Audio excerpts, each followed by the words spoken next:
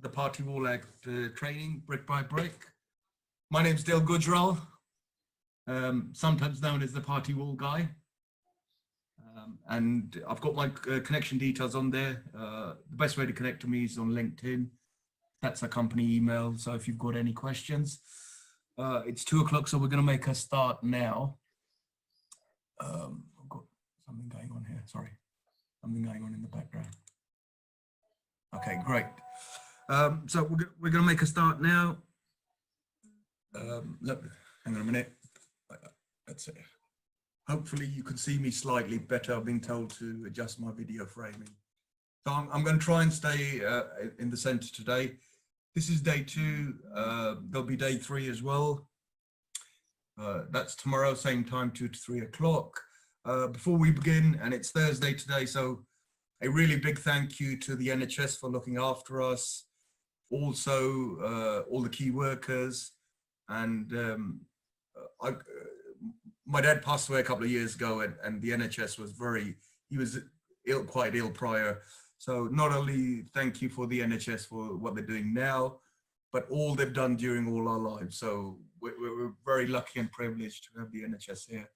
So, and hopefully, I believe it's Thursday, so hopefully everybody will be out there clapping hands for the NHS and all the key workers that are involved. Right, so quick housekeeping, a recap of yesterday's housekeeping. This is a Zoom webinar, so it works slightly different to Zoom calls in that there's no chat, but we'll come to all the other functions later on. So just be aware, it's slightly different to everybody's using Zoom nowadays. So this is slightly different functionality. Again, there's no fire alarm scheduled. So if you hear a fire alarm, it's the real thing. My fire exit's on this side. I don't know where yours are, but make sure you know where yours are. So on the phone, the webinar phone options, you'll see, if you're viewing this webinar on a phone, you'll see this at the bottom of your phone, something like this. If you've got a touch screen and you hit the bottom, these are some of the options that come up. So that's when you want to join an audio on the bottom left of your phone. If you want to raise a hand, it's in the center, and on the right you've got a question and answer box. So feel free to put in your question and answers as you think of them, and we'll address it towards the end once I've covered some of the material. So if you get an incoming call on your phone and you take it, when that call is terminated, sometimes you can't hear the audio back. So what you may have to do is shut your phone, come out the webinar and go back in, and that reboots your phone audio. Like I said, if you can please keep it on mute while we're doing this, so that when, whatever's going on in the background, make sure that people don't hear that. Usual thing for meetings.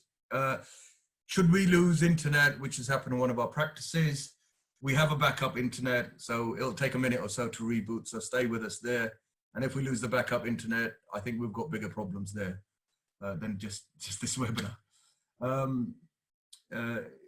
Again, if you lose Wi-Fi connection at your end, Zoom usually automatically reconnects, so just stay with it and you'll get automatically reconnected. I think that's the way Zoom works. Recordings, yes, there will be recordings made available. They'll be on one of our sponsor sites.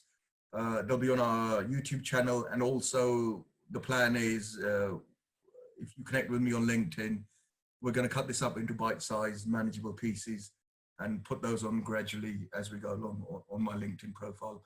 The details I showed earlier and we'll show again. So just a quick thing. You might see my book on Amazon. Please don't buy it because it's going to be revised by this lockdown. Sorry, here's my book. It's going to be revised, so please save your money till I get a revised version out. Or hopefully, if you look at this stuff and all my content being put on LinkedIn, that will supersede all the book content. So I'm just trying to deliver the content the best way I can, rather than try and sell you books and all the rest of it. Day 3, there will be a gift. Actually, the gift is already on my LinkedIn connection. It's a little booklet I've produced for doing section serving notices. I think it's a relatively interesting one and it's very useful. But if you stay up till day 3, it'll actually give you more information and allow you to use that properly. So that's a little gift we talked about. And finally, my favorite bit. So at the bottom of your phone, or if you can find your question and answer section, put your questions in as you think of them.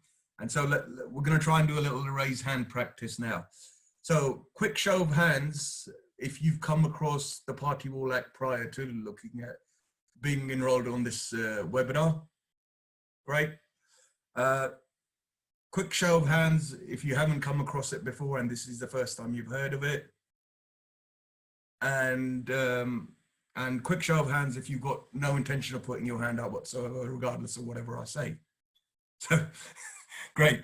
Thank you for your feedback there. Let's kick it off. Now, today's day 2, and I've juggled the agenda around from that shown on yesterday. Reason being, when I was reviewing my presentation, Section 6 is quite a heavy in content. So rather than leave it out at a later point, I thought I'd go through it first straight away because we're all fresh then, and the later sections can make more sense later on as well. So the first, I've juggled the content around a little bit. Section 6 is where everybody sort of really needs to focus and pay attention. So hopefully we'll be fresh for that. And it applies to rear extensions, mainly also basements. Section 1 notice is very important. And I'm going to run through it in terms of rear extensions. We'll have a little break. We'll have a couple of messages from our sponsors, Sam and Ranjit, who are joining us by video. After the sponsors' messages, we're going to go through what happens when you get no reply for your party wall notices. And then we'll have quite an important question, actually, and I get this asked quite a lot. And there are misunderstandings on this in terms of who pays surveyors' fees. And I'll also try and discuss and explain why it works the way it works. And of course, at the end, we're going to have a question and answer session. So feed in your questions as you think of them. Hopefully I'll answer them as we come across. And if something's not clear either from yesterday or today, please feel free to feed it in. I'm going to try and explain it again and clarify it for you. So day 3 will be tomorrow, and there we're going to go through loft conversions, chimney removals. And the important element here is it's more about Section 2-3 notices rather than the work. So it's a way of explaining how the sections work and the various issues around those sections. We'll have a little briefing on porches and basements. I'm also going to do a little section for architects, not because I'm going to pick on them, but just to explain. So usually when people come across the Party Wall Act, architects are the first guys that bring them to light and explain the Party Wall Act. So hopefully this will improve their process and how everybody generally deals with the Party Wall Act and methods they can deal with. I'm just going to muck around with my screen for a bit. Again, tomorrow we'll have a question and answer session. Right, okay. So Party Wall Act, everybody who was here yesterday, you would have gone through this. So I'm just going to repeat a little bit. So the main focus for the Party Wall Act is building owners. So this I would classify as people building extensions to their own home, or we've got quite a lot of attendees from the public sector where they're doing extensions from I suppose they'd call them clients, but homeowners who've had to go into hospital because of ill health, and for them to come back into their home, they've had to undertake adaptations to their home. So you get a lot of extensions in that scenario, but it's their main residence that's being extended. Property developers, now these are guys that are either extending a house, turning a house into HMO, or extending it for sale, or just adding extension and loft conversion for whatever reasons, or just undertaking refurbs. Again, it applies to both commercial and residential works. The Party Wall Act applies to notifiable works, but it can apply to both commercial and residential projects. And remember from yesterday, just to reiterate, it's only for England and Wales. Scotland, Northern Ireland, they're not affected by the Party Wall Act. They probably have their own legislation. The other group that needs to understand the Party Wall Act are the guys that provide financing, where you got bridging and development loans and generally loans for building. This can cause a problem in that either the developers are keen to get started and they end up stopping halfway through while they sort the Party Wall Act. And also with any other project, the same scenario happens. Unless you take care of the Party Wall Act right at the beginning, before builders are on site, ideally, it can add to your expense and delays to your project. So however you feel that you don't want to deal with the Party Wall Act, it's one of these things that can be dealt with, and it's best dealt with before work start. Again, you've got property investors. Now, this group can also include property managers, where you've got portfolio managers, say those of you that are working for the council, you're looking after the housing stock or housing associations, and you're there to manage your property. And where you come in as an adjoining owner, in that you worked hard to create your property or the property for the organization with housing associations. You know, they spend a lot of time and effort keeping their properties up to date and compliant with regulations. And there will be building works going on next door. It's just the nature of the beast. And like I said yesterday, you're probably going to be one in 42 properties over a course of a year are affected. So where you've got property managers, they need to understand that they're going to come across this, and they need to know what to do when they get a Party Wall notice, and make sure their property is protected, because that's the secondary part of the legislation, and that's one of its aims. Again, architects, now these are the guys that draw the plans up, and unless you've dealt with the Party Wall Act before, architects are usually a gateway to how the Party Wall Act gets introduced. And we constantly hear of people saying, well, so-and-so didn't tell me, and so-and-so didn't tell me. So we're just trying to avoid that. Quick recap of day one, and I think you'll find this useful. These are the things we went through. We went through building owner's perspective, a process overview, the adjoining owner's responses, and common types of works. So I'm just going to go through the building owner's perspective here. The Party Wall Act is drafted in terms of sections. So it's a piece of legislation that has about 24, 22 sections, something like that. So as you go through it, it talks about section number this, that, and it talks about excavations, it talks about foundations. It doesn't actually talk about projects in the way that you see it here. And the reason I'm using residential projects is just so that everybody can relate to how the Party Wall Act works to some level. Obviously, where you get commercial projects, so the first thing is, these are the most common residential projects. We see this going on up and down all our streets where we live, where we drive through. You'll see a skip outside, you know, many houses. They're either doing, you'll see the scaffolding, they're doing the loft conversion, there's rear extension going on, or this porch is being built at some point. So, and what I'm trying to do is relate the section numbers as an example to these type of works. Obviously with commercial projects, the section numbers stay the same, the application becomes different. Basic terms as we went through yesterday, just to give you a recap.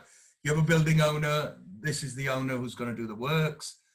On the other side, you've got adjoining owners, multiple classes, you've got freeholders, you've got leaseholders, classes that are groups of owners that have right to receive profits. And then you've also got owners contracted to buy land. And when I go through section 6.1, this becomes a little bit more clear in why the owners how the owners come into play. Obviously, council tenants aren't notifiable, short hold tenants aren't notifiable, and mortgage companies aren't notifiable. So that's just a recap of yesterday. Let's kick it off with section 6.1 notices for rear extensions. So section 6.1 applies to rear extensions. Now, this is the definition in the legislation, and there's a couple of important points to note here. Firstly, it says any part of the building structure of the adjoining owner. So therefore, it almost becomes a radial measurement rather than just at one point. And please note the word "and." This is copy pasted from the legislation, section 6.1. So this is a test that it's a two-part test. So it's one and A and B. It's not one or the other. It's not where you meet one. If something's within 3 meters, you've got to notify. People forget that the part B of the test. And again, I've got some of the element B in red in terms of lower level. So I've got a little schematic illustrating this. Again, 2 parts to the test. So here we've got for this illustration, it's a semi, obviously if the distance is less. So the first part of the test is it's within 3 meters. So there at the bottom, I'm going to try and operate this actually. Let's see if we can annotate this tool a little bit.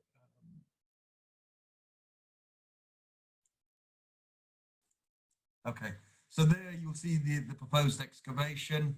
It's within 3 meters of the neighboring foundation, assuming they've got a foundation, some sort of foundation on this wall. So that's the first part of the test. There is a second part, which is that it's got to be at a lower horizontal depth. Now, this lower horizontal level or depth. Now, this is the part that confuses a lot of people.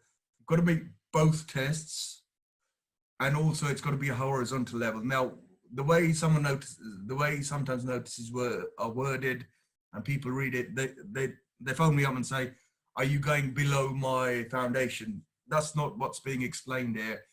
What they're saying is horizontal lower level. Yeah, so hopefully that schematic adds some value and explanation to how that works.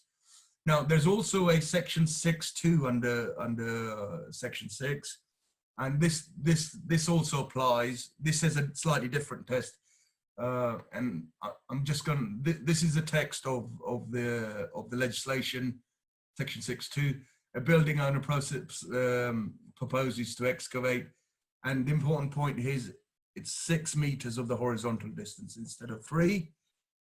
And the second part is quite complex.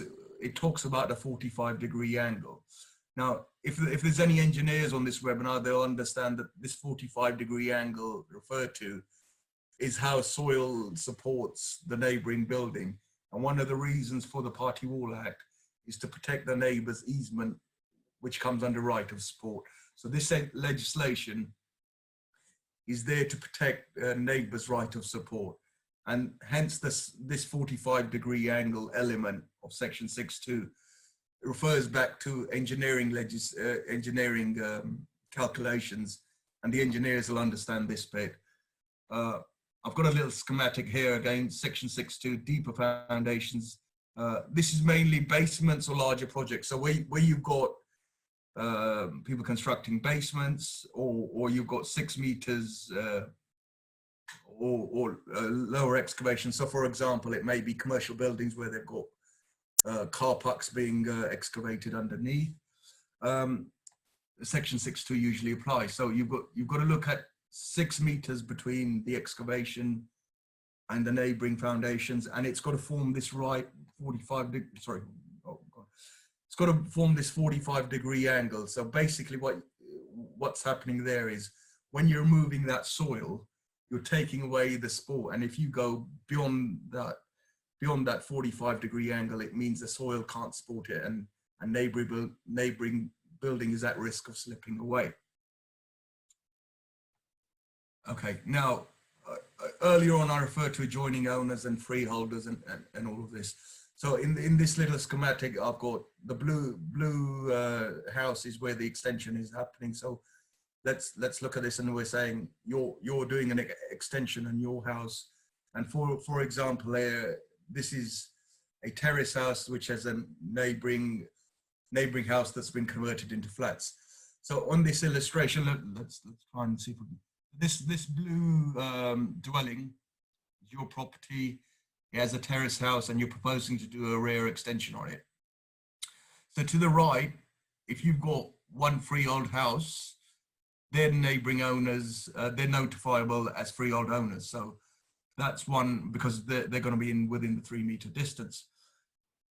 On the left, you've got a house that's previously had a loft conversion and that's been split into flats. So usually we don't have walls between floors, but just as an illustration, I'm using walls here just to illustrate the point that they're different flats.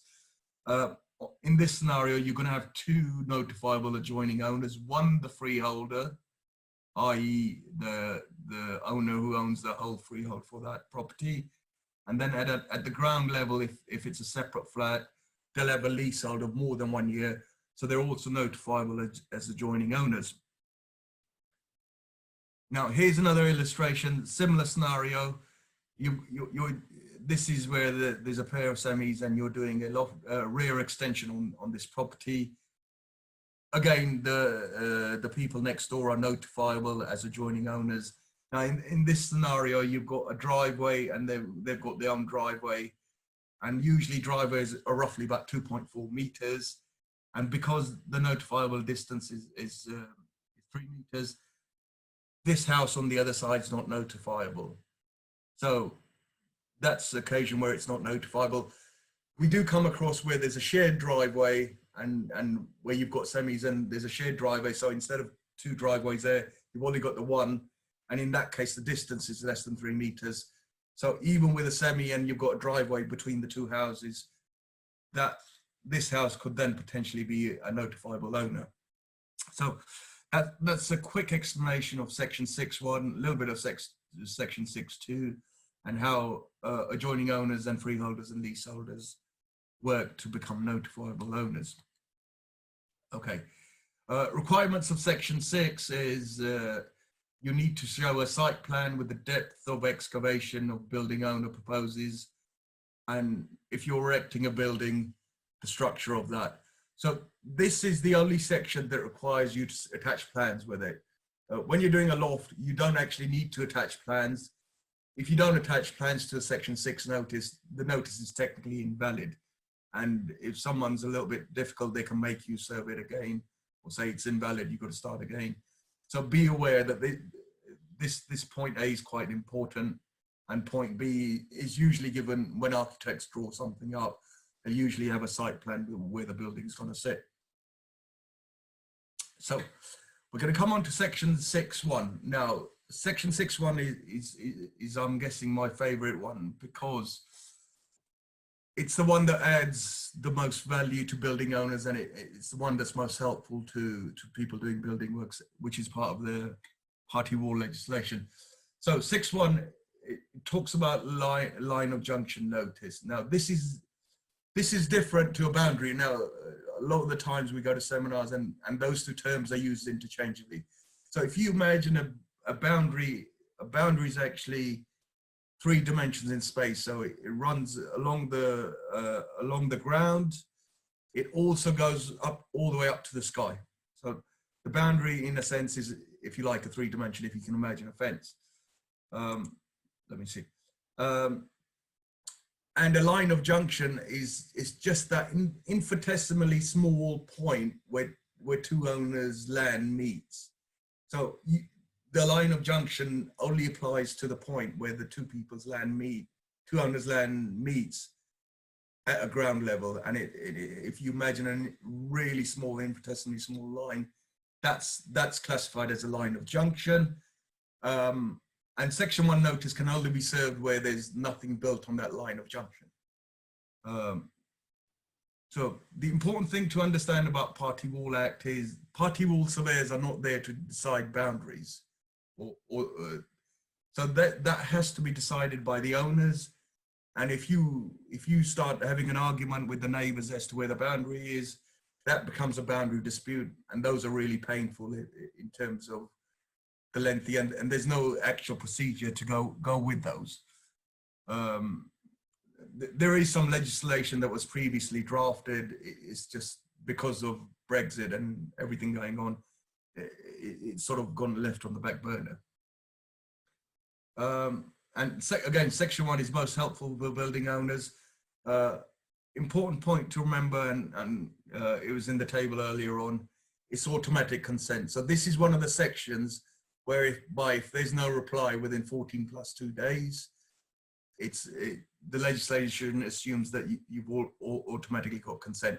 Now, where you're doing two sections together, i.e. 6 and section 1 together, section 6 is automatic consent, so it doesn't mean you can go and start works. You know, there's a separate procedure for a 10-4. Now, the other reason where section 1 is really, really helpful here is it gives you rights to gain access to the neighboring land to be able to do your works. For that, there's a procedure under section 8, but in a sense, where you're building an extension right on the edge of the boundary, you then have rights to go on neighboring land, neighbor's land, to be able to finish that wall properly and point it properly. And the neighbor cannot charge you for access. Otherwise, there's a law of scaffolding license, and under scaffolding license, the neighbor doesn't have to give you access and can almost name their own price. And the reason for scaffolding license and crane license, it goes back to Property Law Act 1925. So that, you know, where you own the air rights, and when people talk about air rights and building flats on top of air, so that's where that legislation comes from. So the important thing about section 1 is it gives you rights.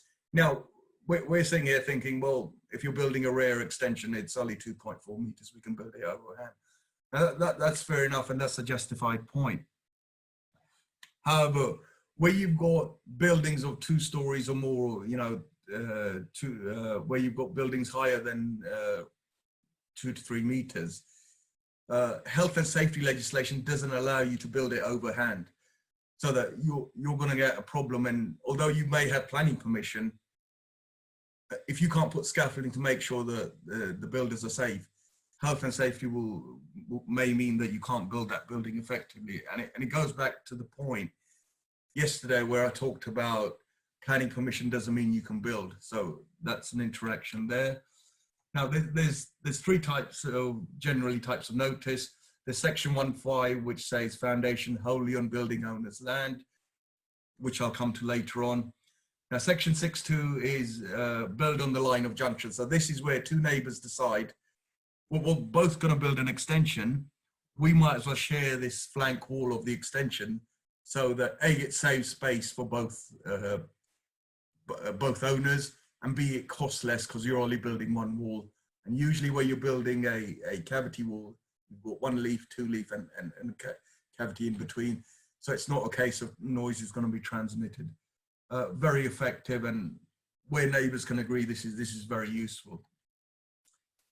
So there is, now section 1.6 is super interesting. It technically gives you rights to place footing on adjoining owner's land. However, unless the adjoining owner agrees, you can't do it because that's a trespass. Now, you'll notice the word there, it says as necessary. Now, because of eccentric footings, it means it's not necessary. It's possible to revise a scheme so you don't place footings on neighbor's land. And I'm going to explain eccentric foundations in the next slide. So that's quite important, and I always end up getting into arguments with building control guys and engineering guys, and you know. So although it says in the legislation, legal interpretation means you can't go ahead and do it, because you'll be getting into trespass situation with your neighbor, and that just causes its own problems. So this is where different laws interact differently.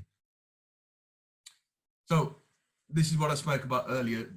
Again, section 1.5 allows you to build wholly on building owner's land. And as I mentioned, eccentric foundations are actually literally foundations. Now, the eccentric foundations are a little bit wider and a little bit deeper in order to be able to handle the load on them. But the important point to note here is you're building right on the edge of the foundation, and this is the assumed boundary. and this is where you're going to have line of junction. So where you've got Section 8 refers to works in the pursuance of the Act, which is what's happening here.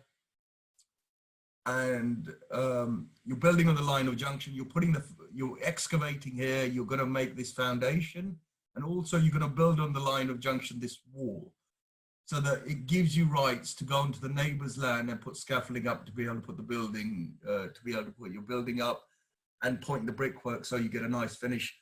And sometimes neighbours get upset at this, and usually where you've got a scenario of two-party wall surveyors, their surveyor will explain exactly this scenario, so that it's bad news that they don't really want to hear. Well, it's not really bad news, but sometimes you don't want to hear things that are in your interest, and it's difficult to handle as a human being.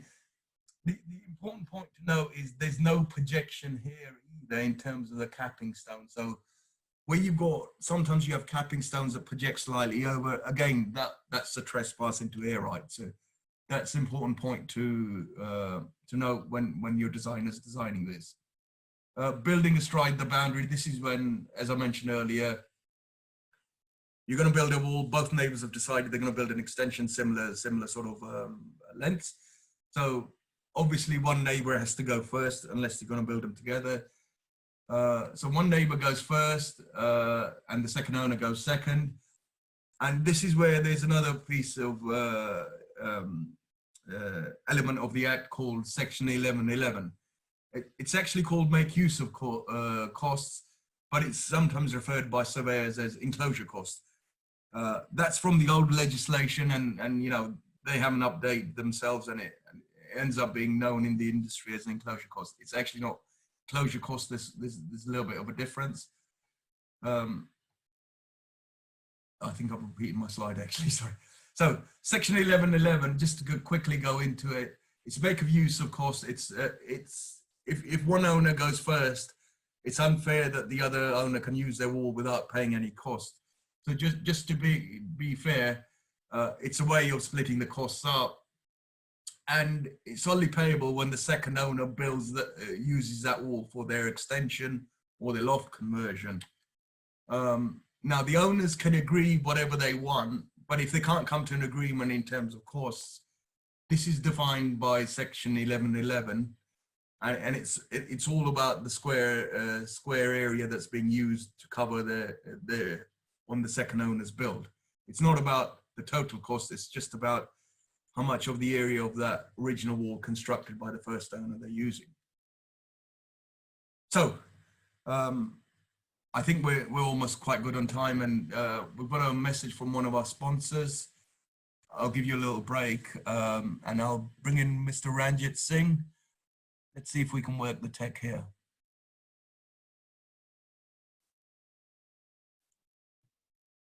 Ranjit, can you hear me?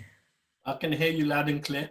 Great. So let's have your message, sir. Very important message. Ranjit? Hello? Yes. Yeah. Can you hear me, yeah? Yeah, we're waiting for you, sir. My name is Ranjit from Property Investor News. Education is the only weapon to be successful. No matter what business you're in, property is no different. Question to ask yourself, am I going through life or am I growing through life?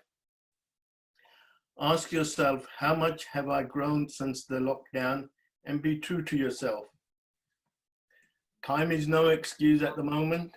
Prepare yourself for changes, challenges, and opportunities ahead.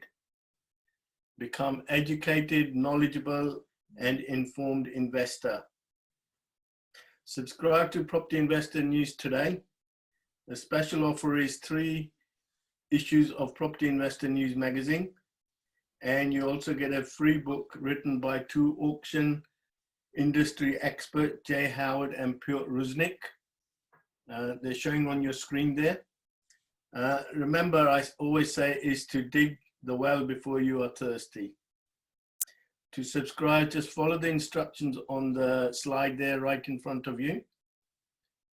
And thank you very much for your time. Stay safe, stay home, stay online, take care. Back to you, Dil. Hi, thank you, Ranjit. And Sam, can we have, I got your slides. Yep, I've got your slides here. So if we can have a brief introduction to your social housing, and then we'll come back at the end to the rest of your services. Hello, Dil. Thank you for the opportunity. My name is Sam Fango. I work for Midas Property Group. We are normally known in the industry for acquisition and disposal of investment properties at auction and to our database. But now we are in unprecedented times. And what we've tried to do right now to help our local councils is help accommodate homeless families.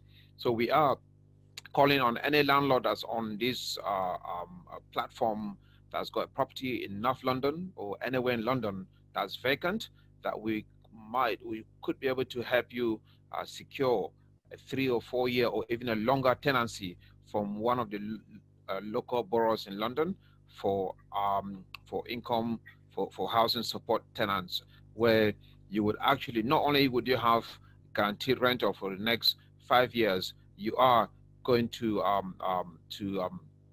be helping solve a problem of the current times and the nation.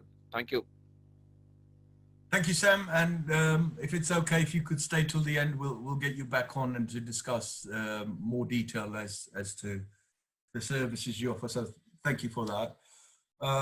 Right, so let's get back on the next couple of sections, and let's see.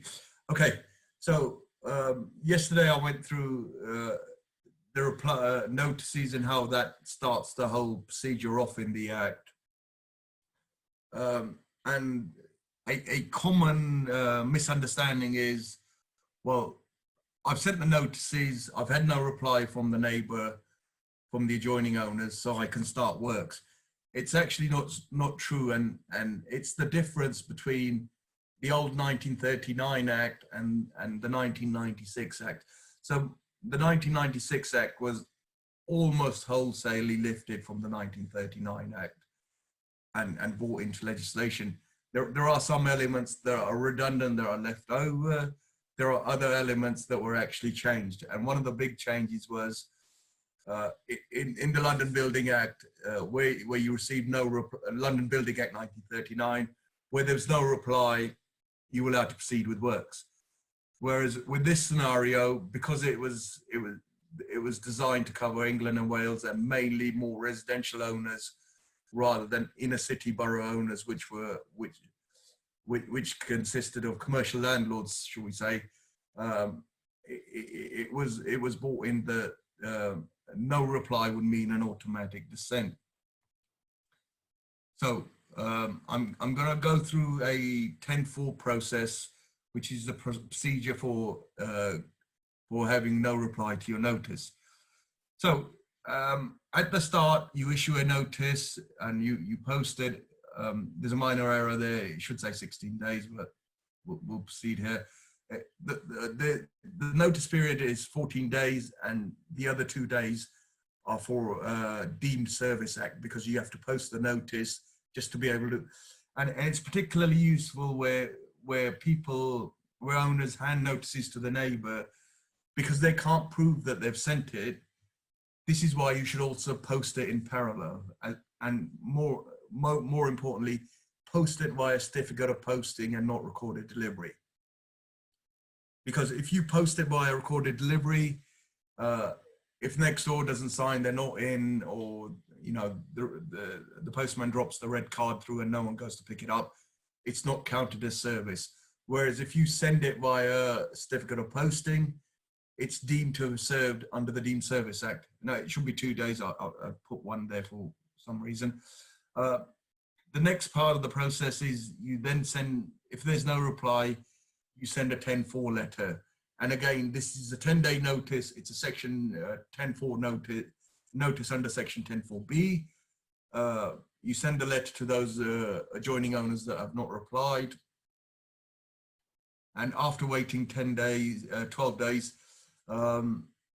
if they don't actually respond, you then send them another, you appoint a surveyor on their behalf. Now, all appointments under the Act, A, need to be in writing, and B, they can't be rescinded once made. So once a surveyor is appointed on behalf of an adjoining owner, they can't say, well, I've changed my mind, I don't like that surveyor, I want to appoint a different one. And this is part of the legislation in terms of it's designed to keep the process moving, so the neighbours can't frustrate works by not replying to a notice. It's more on that you appoint a surveyor for them, because A, it means you're doing the process correctly. B, they can't then halfway through your works go and appoint a surveyor, and then if there's not one being appointed for them, the party wall process has to be completed, and you could end up with potentially stopping your works mid-flow while the party wall process is continued.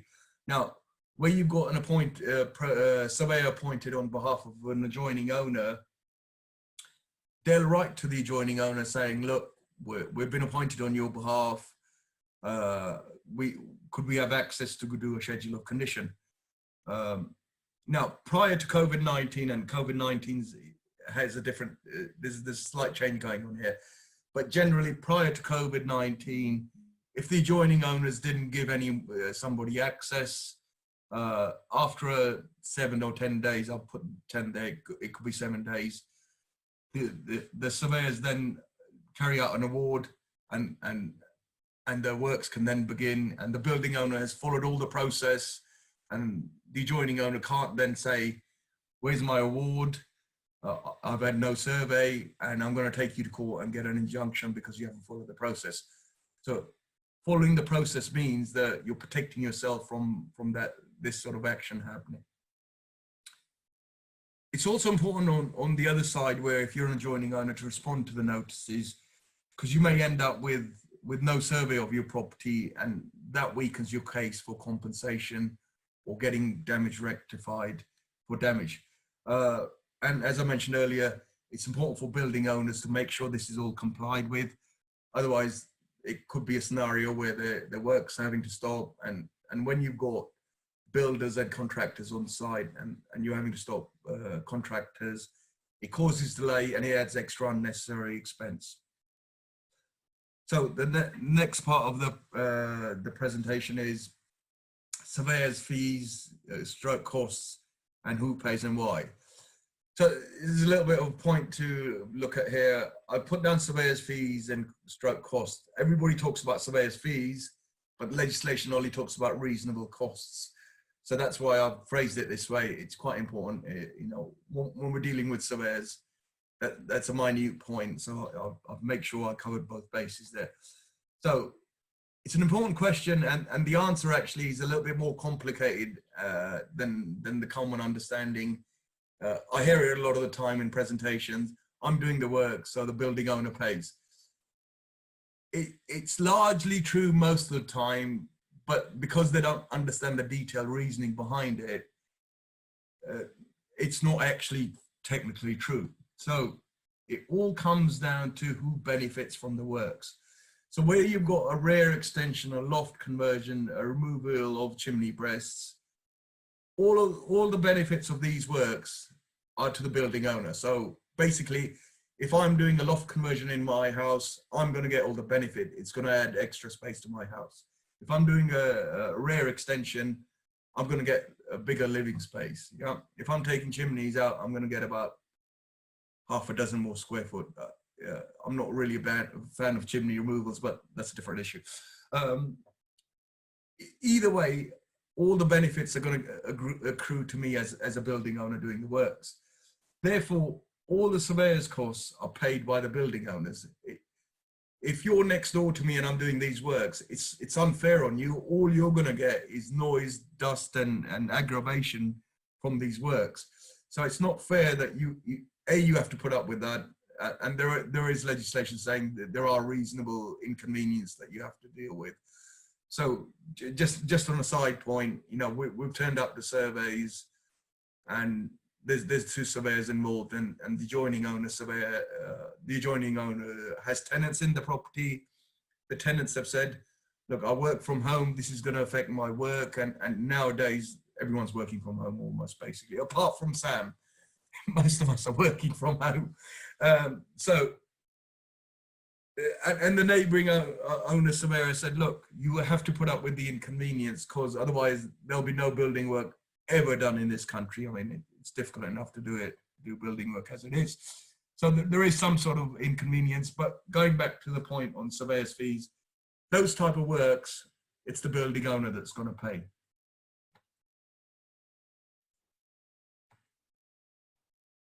Now, where you've got a different scenario, you've got a repair to a party structure, i.e. a structure that's shared. Now, a classic example of this is a chimney stack. So a chimney stack is part of the chimney that's above the roof line, above the roof tiles. And where it's shared between several owners, so you could have a scenario of two houses that have been converted into flats, the chimneys are still there. They're functioning or they're shared, and you've got the chimney stack at the top, and it's fallen into disrepair. No one's repairing it because all of the owners. It's a common structure, and all of the owners can potentially use it. The repairs are benefiting all the owners, so it's unfair for the person who activates the process and gets it repaired to bear all the costs. And in such a scenario, all the surveyor's costs and fees are paid by are shared by all the owners. Theoretically, adjoining owners can still appoint their own surveyor, but it's a bit silly. You're just adding to the cost. And this can also be the scenario where a freeholder does the repairs and the adjoining owner, although this will probably covered in the lease, the adjoining owner then ends up getting benefit for nothing. So there is a process for reclaim. The other scenario where we get such a common benefit is where you've got a retaining wall. So, for example, at the end of people's garden, at the end of some gardens, you'll get a retaining wall that's owned by one neighbour, the other neighbour, and it's sort of a shared wall. So. And this neighbour is unaware, and then the adjoining owner has to get repaired because it's getting dilapidated and it needs repair work. So they follow the process. They notify the neighbour and say, look, you need to repair this wall. And you get scenarios where there's no response. So because it's technically either his property or it's shared depending on the deeds, this neighbour's sent notices, no reply. Under 10.4, he sent a 10.4 letter, reminder letter. Again, no reply for whatever reason. And then he's had to appoint a surveyor on their behalf. They issue an award. The works are carried out. And in that scenario, the adjoining owner still has to pay for some of the costs. And the award becomes a legal document that the building owner can then take to court and reclaim. Now, it may not be commercially viable to reclaim that, but there is that process in there. So that's how the scenario of costs and benefits works. So where we hear this common thing about everyone saying, well, you know, you're doing the works, I'm going to appoint my own surveyor, and they've said you pay the cost. Although it's usually true in most cases, it's not actually true. So you need to be really aware of that, especially where you've got common structures and maintenance work going on. So that's the coverage for today's formal bit. Now I'm going to look at the question and answers section here, and I've got some questions coming in. So I had some hands up earlier on. I'm going to try something a little bit different in that I'm going to try and put you on the mic if it's okay, if you want to speak, and then get you to ask your question yourself. So hi, is that Heather? Sorry, I'm going to unmute you. Hi. No, actually, you guys need to unmute yourself first. So if you want to speak, feel free to unmute yourself. Dave, you sent a question in, Dave Carter. If you want to speak, you've got your hand up, it might be left over. Sorry. Heather, can you hear me? I can hear you. Can you hear me? Great. Great. Yes. Yes. Thank you. You've sent a question in. Would you like to ask the question yourself?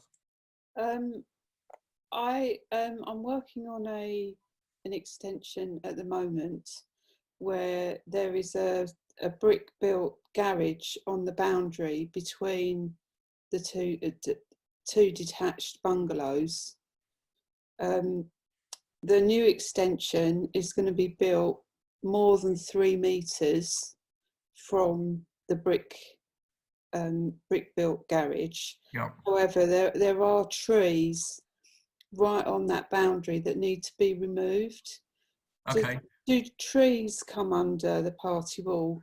The short answer is no. Trees have their own legislation, and I can't remember what it is at the moment, but trees, particularly coniferous trees and all of this stuff, they come under their own legislation, and you should be able to Google it. But the other way, trees don't qualify as a structure. So for a structure, you have to have a foundation, and it's got to be man-built. So trees are definitely not included. There is different legislation for trees, and it's worth either consulting. I think they call them an arboriculturist. I could have the wrong word there. Sorry. Yeah. Sorry, I might have had someone on there. Okay, so I need to go through the council really to the. Yeah. So, from my understanding of legislation on trees, I think you're allowed to trim the neighbour's trees, and as long as you throw back their branches. But are you talking about actually removing the trees? Removing the trees, but they're on the building owner's land. But they're right next to the garage, which is on the adjoining owner's land. Yeah, I get the scenario. Now, there's another scenario you have to be aware of. Once you remove the tree and you take the roots out, the roots die away, and this can cause the neighbouring land and neighbouring owner's garage to slip. This is nothing to do with party wall, actually. So let me answer the party wall question first and come back to the trees in a minute, if that's okay. So if you, and how deep do you think the foundations are going to be? Approximately, not. I've spoken to a structural engineer. He's thinking about just over 2 meters. Yeah. So anything under 3 meters, you're thinking of section 6.1. So just to take you back to this diagram, hopefully this will help you. If I can whiz back through it.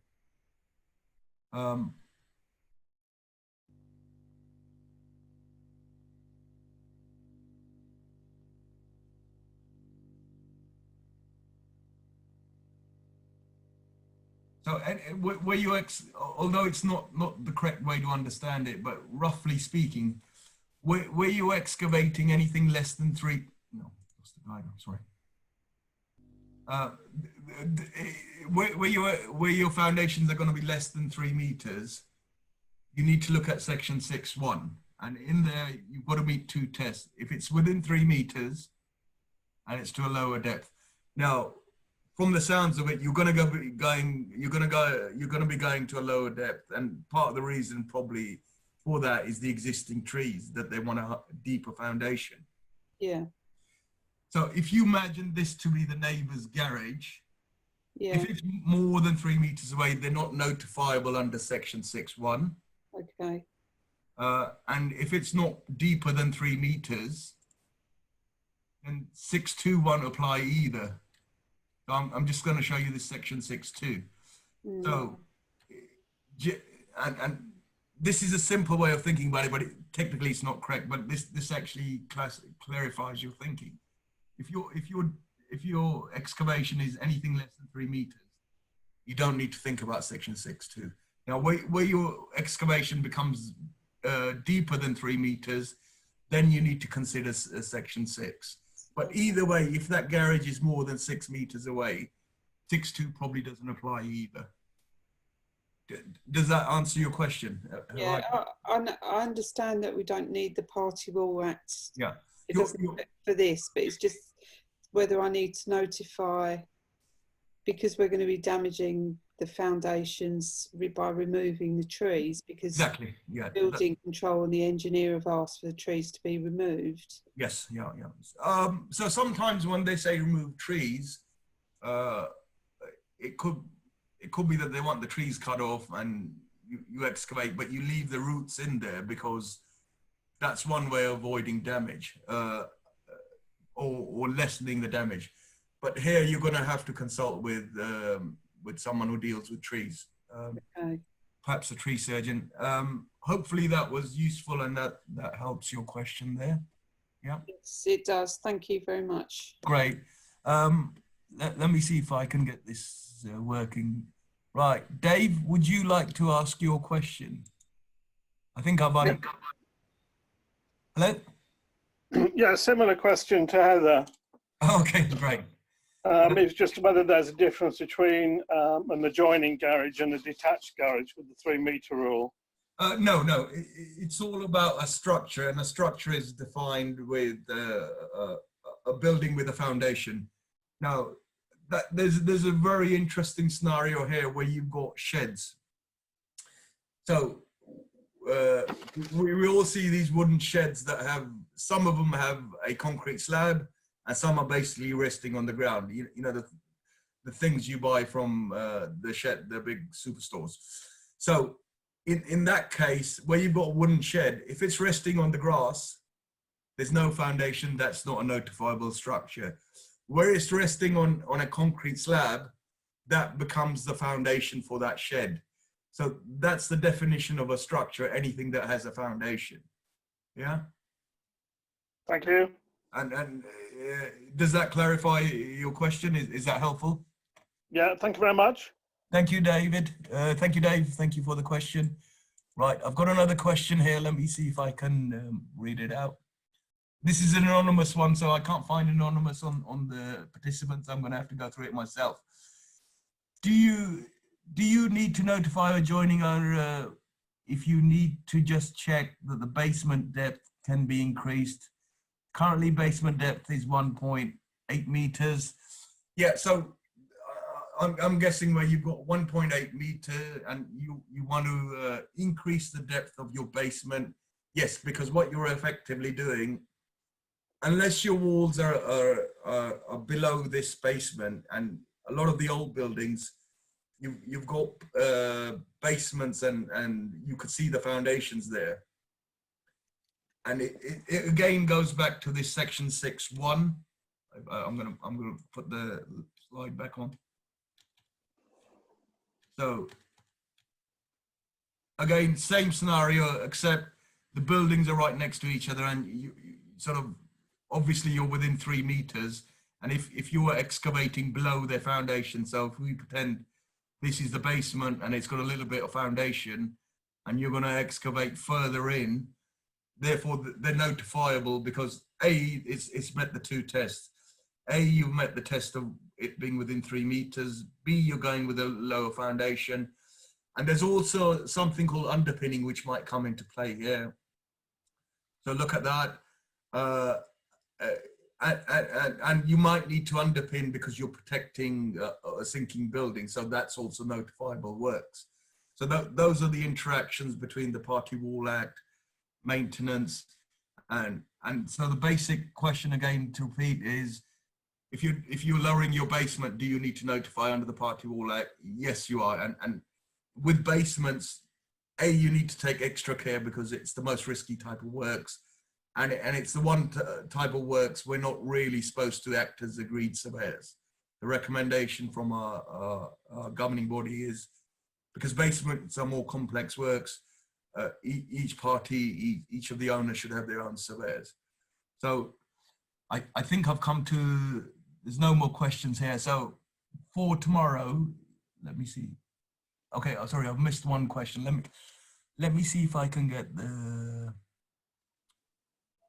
is it Moshe? Let me, is it Moshe?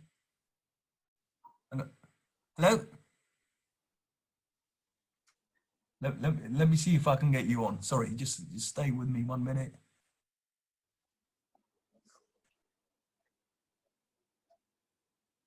Hello? Hello, hi. Hi, I've got another question. I prefer to ask the second question. Yeah, sure, go for it. You just spoke about underpinning. Yeah. I work for a local authority. My Yeah. question is, if underpinning is required to a block of flats, Yeah. and there's leaseholders in the flats, Yes. even let's say obviously the ground floor is going to be affected, but do leaseholders in floors 1, 2, 3, 4, 5 need to be notified? Yes, because what you've got there is, and technically it depends on the demise of the lease, but I'm guessing that they've got some sort of lease.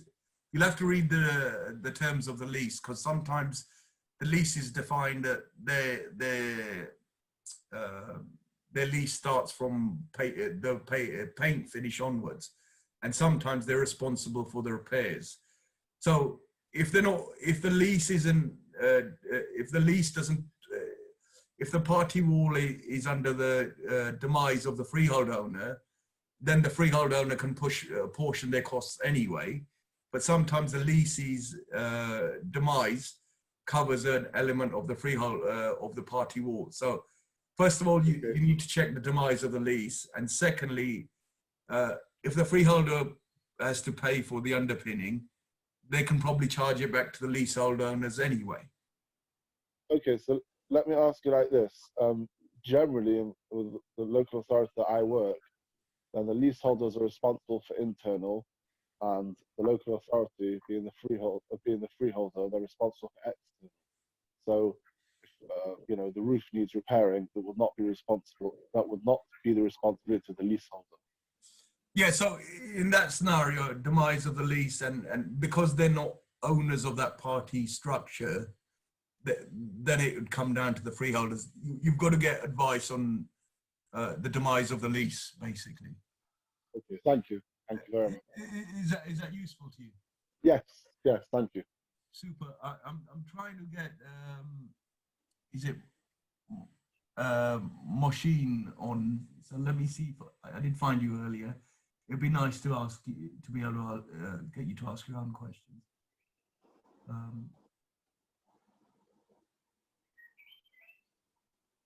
Sorry, Machine, I can't find you, so I'm going to go through your question anyway.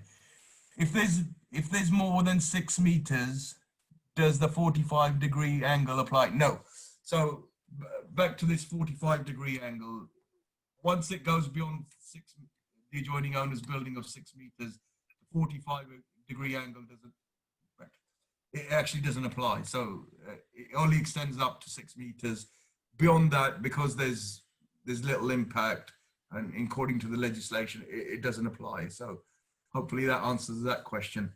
I'm going to check. I think we've gone through all the questions that were asked. Okay. Sorry, was that your question about underpinning required in a block of flats, all the leaseholders? So actually it depends on the demise of the lease. Okay, got another question. Hi, Dil, our neighbor has built an outbuilding with foundation right next to ours without serving any notice. We're concerned that the outbuilding foundation has been damaged. He says his foundation is less than ours. Further, we have an encroachment issue. What can we do? Okay, so Party Wall Act, encroachment, separate issues. Dealing with the Party Wall Act, if they've done some works without serving a notice and the works are completed, there's nothing you can do about it, because Party Wall Act is weak in that sense. It's not retrospectively enforceable. It's not like planning, where you do some works and the council says, well, you haven't got planning permission for this. We're going to take enforcement action. So if the notifiable works are complete, that's the end of the Party Wall matter. Now, on the second element, and sorry, the question in between, if there's damage, if you could see damage and you could prove damage, you still have rights under the Common Law Act to sue that neighbor for damage. So that's the damage issue. Now, on the third bit, if there's an encroachment issue, i.e. they're encroaching on your land, that becomes a question of a trespass and possibly a boundary dispute. So those are different parts of legislation. It's not Party Wall Act, but that comes under the issue of a trespass being, and you need to take that up in terms of different types of legal action. So and it's quite common. The other part of the question was, were outbuildings notifiable? Yes, they can be, depending on the structure of your neighbours. Let me see. I think that's all the questions we've got for today. So just to remind everybody, I'm going to put you back onto this final slide we've got.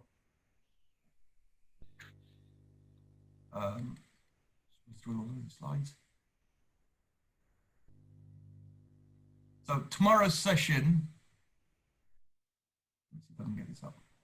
Oops. So tomorrow's session again starts at 2, and we're going to cover the rest of this scenario. We're also looking at doing a business growth summit for architects. I'll be speaking on there on Thursday, 7th of May. That's of interest to, if you're an architect or you've got some interest in development. It may not be of interest to everybody. And we're also looking at doing question time on a regular basis. If you'd like to connect to me, I'm known as the Party Wall guy. There's my email. The best way to send me questions and look at all my articles and so forth is through my LinkedIn. So if you go to LinkedIn and look for LinkedIn Party Wall, you'll find me on there. Please connect to me and send me all your questions. I look forward to seeing everybody tomorrow.